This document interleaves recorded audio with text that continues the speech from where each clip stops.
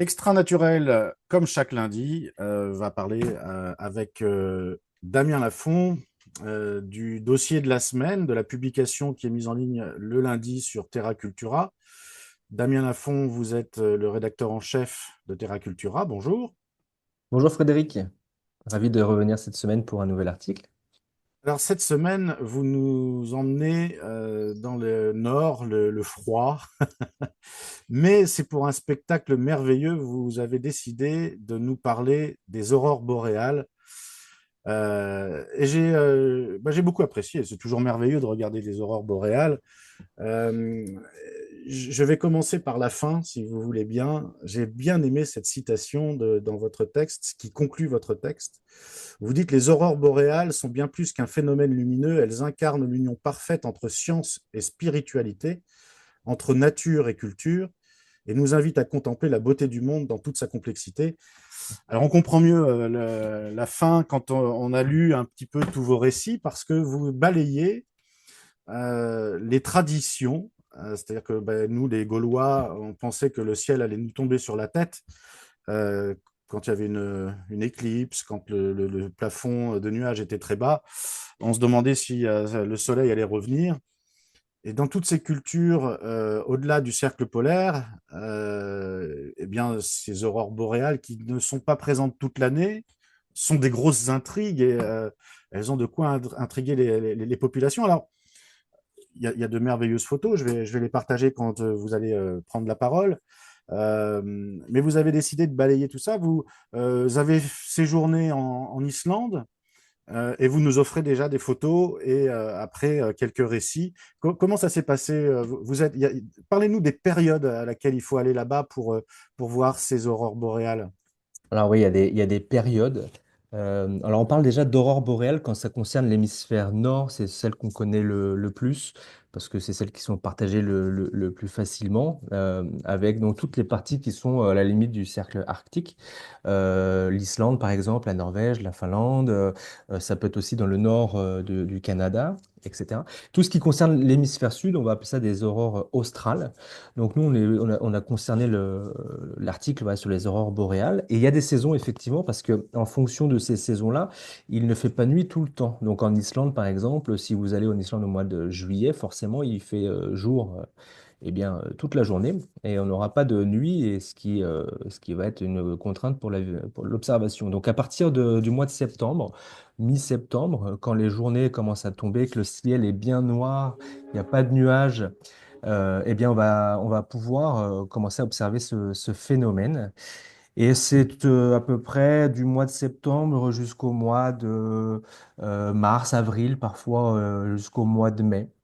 Donc, il y a quand même une grosse période. Mais on va dire que la période, elle est en ce moment-là, c'est vraiment le début de saison avec les premiers les éclats d'aurore boréale dans le ciel.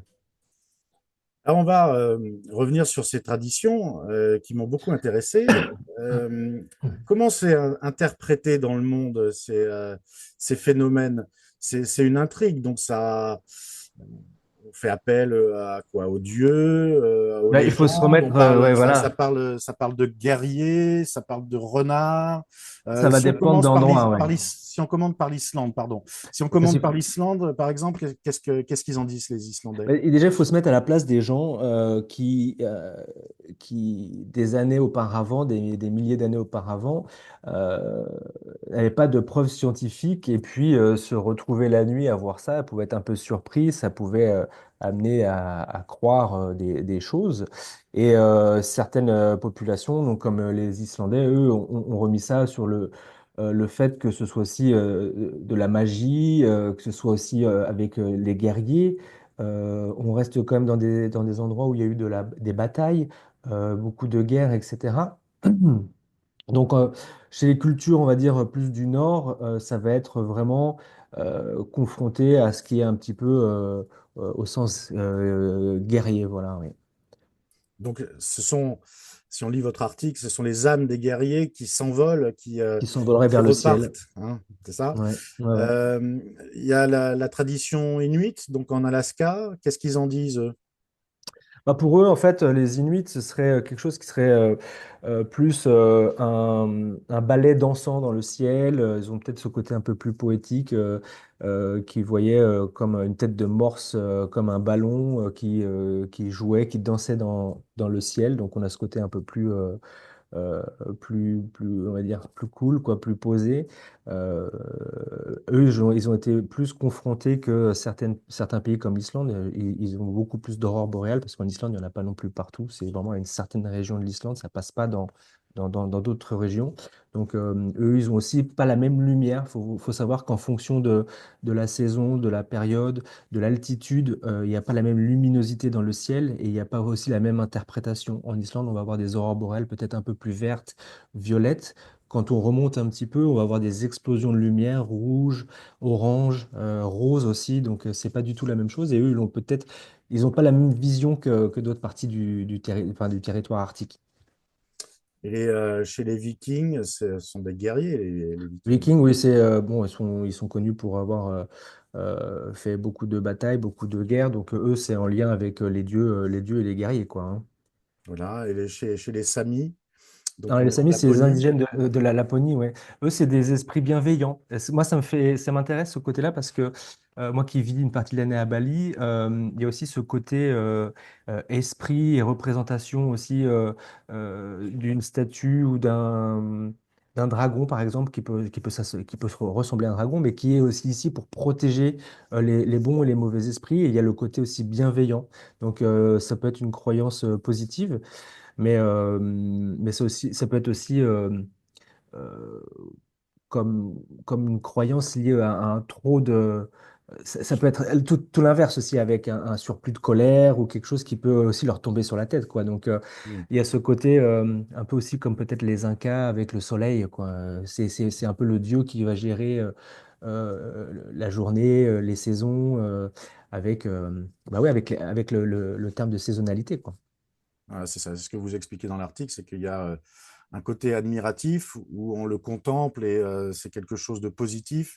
Mais dans la tradition, interdiction de jurer ou de le pointer du doigt de peur de Exactement. s'attirer de Du mauvais céleste esprits. et du divin, quoi. Voilà, on est entre les deux. Mais ce Et qui est intéressant maintenant, c'est qu'on est quand même tous, je pense, intéressés par ce phénomène et je pense qu'il y a beaucoup de gens qui veulent l'observer et ça a vraiment fasciné le monde, ça fascine le monde entier. Une image d'aurore boréale, je pense que c'est quelque chose qui tout de suite nous éblouit et j'imagine les gens à l'époque qui n'ont pas eu de preuves scientifiques, qui n'ont pas encore compris le phénomène, qui pouvaient vraiment être surpris de ça et se dire, mais qu'est-ce qui va nous arriver, quoi? C'est ouais, c'est- c'est quoi c'est- ce phénomène? c'est Qu'est-ce qui se exactement ça. passe? Ça nous échappe. Et on va terminer par la dernière, alors, c'est celle que j'ai trouvée la plus poétique. Ce sont les Finlandais. Oui, en Finlande, les aurores boréales, c'est le Revontulet. Ça veut dire la queue du renard, le feu de renard, qui est imagé en fait comme le Firefox, cette queue de renard qui danse dans le ciel. Il faut voir les aurores boréales, quand on regarde les images, elles forment plusieurs formes. Du coup, ça peut prendre euh, une forme sinusoïdale, par exemple, ça peut être une courbe, et c'est vraiment quelque chose qui n'est pas statique. On le voit un petit peu dans la vidéo parce qu'elle est en accéléré, mais c'est quelque chose qui bouge et qui représente un balai de feu euh, qui bouge tout doucement, mais qui est vraiment très, très, euh, très beau déjà à voir, mais je sais pas comment vous l'expliquer, c'est vraiment quelque chose, quand on voit ça, on est fasciné parce que ouais, ça danse, ça bouge et ça fait comme une espèce de petite flamme qui se déplace avec le temps dans le ciel. Ça dure peut-être entre 15, 20 et 30 minutes parfois. Et ça peut être beaucoup plus longtemps, mais c'est des apparitions. C'est 30 minutes et puis il n'y a rien pendant 30 minutes et puis ça revient avec une autre forme, une autre couleur, à un autre endroit du ciel. C'est vraiment magique. Bon, ça met l'eau à la bouche, ça donne envie d'y aller. Mais, il y a toujours le revers de la médaille. On est nombreux sur cette planète Terre, de plus en plus nombreux. Et bah, il y a des mises en garde. Il y a des pays qui ont même pris des positions très fermes sur le tourisme. J'ai du mal à évaluer l'ampleur. Il y aura une pollution déjà lumineuse, concrètement.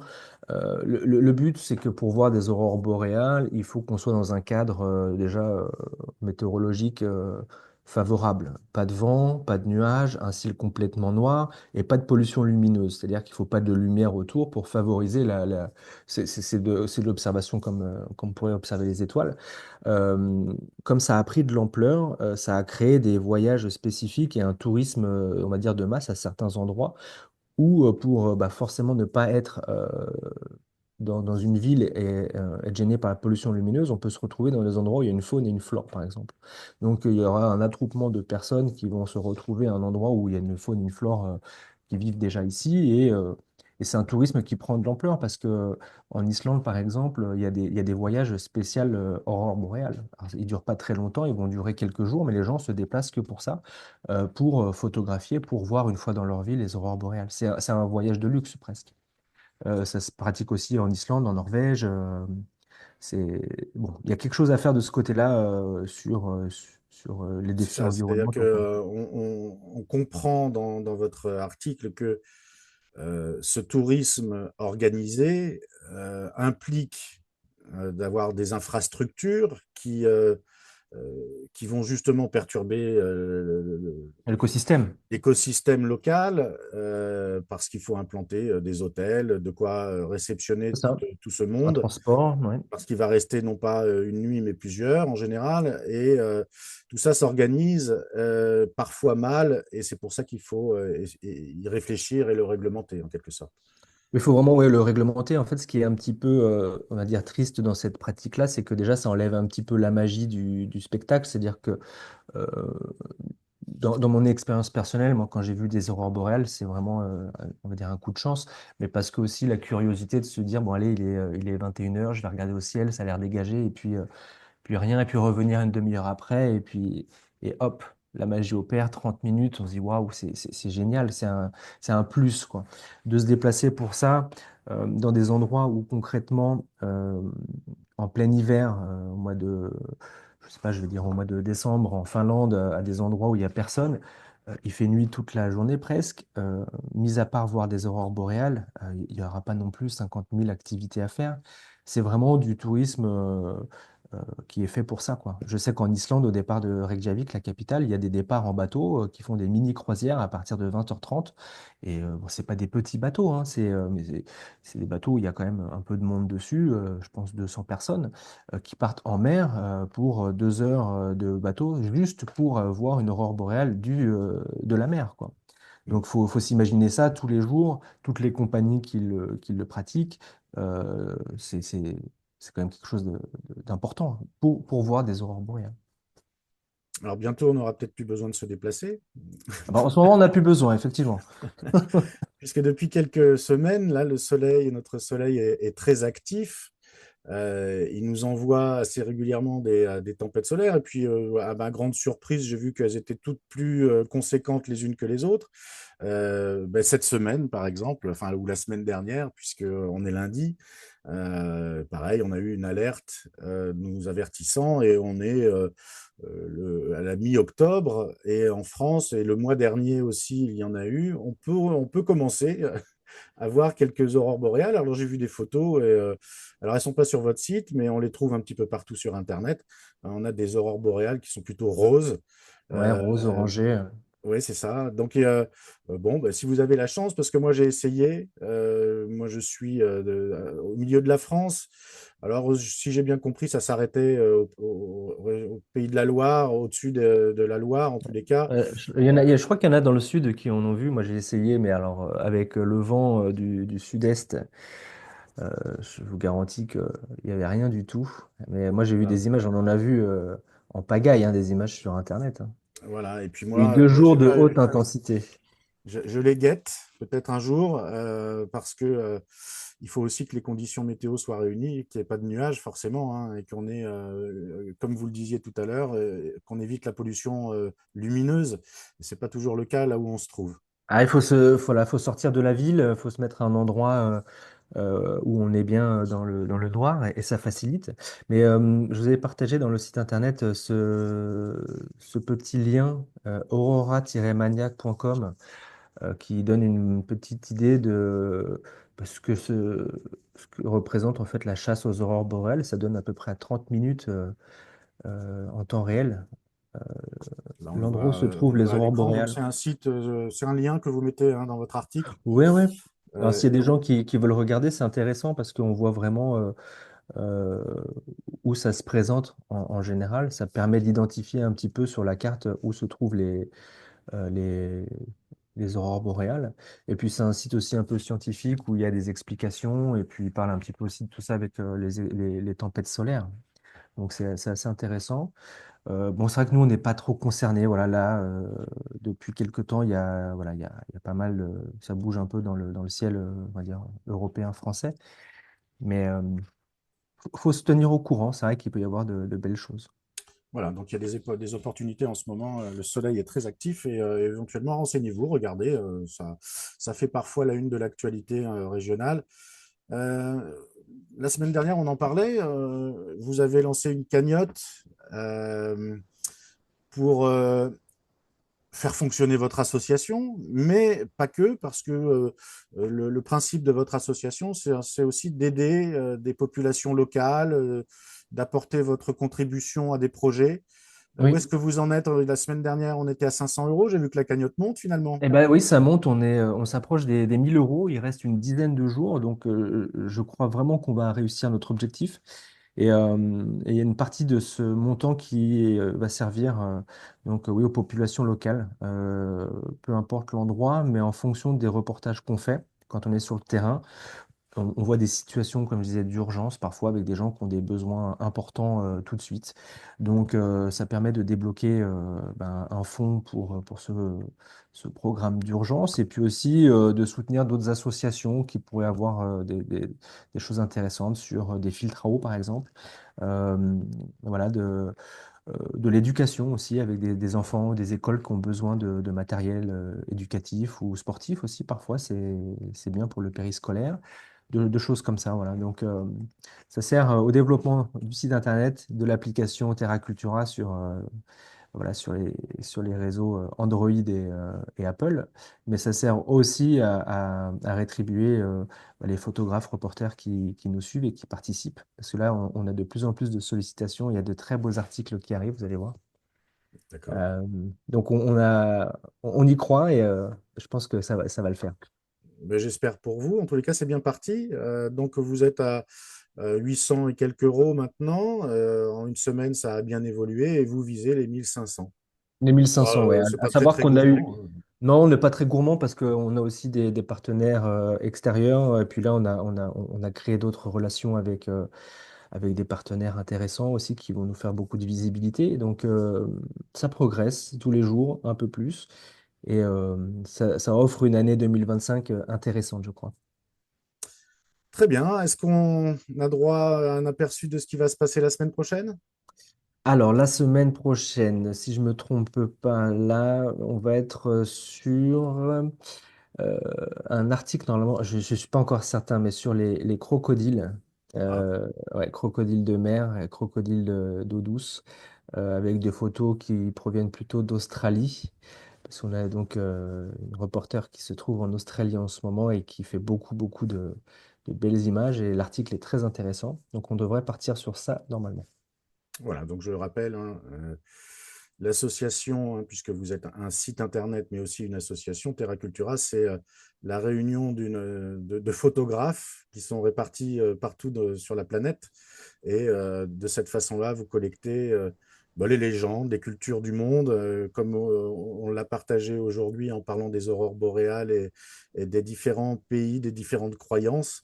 Et on s'en va un coup à Bali, un coup en Australie, un coup dans le nord. Donc, en Donc Guyane, voilà, très bien. Et ben, écoutez, donc au plaisir de découvrir les crocodiles la semaine prochaine alors. ouais, il y a des images assez impressionnantes. C'est vraiment avec des populations locales qui vivent au bord de tout ça, quoi. C'est assez impressionnant, vous allez voir. Très bien. Merci beaucoup, Damien. Merci, Et Frédéric. à la semaine prochaine alors. À la semaine prochaine.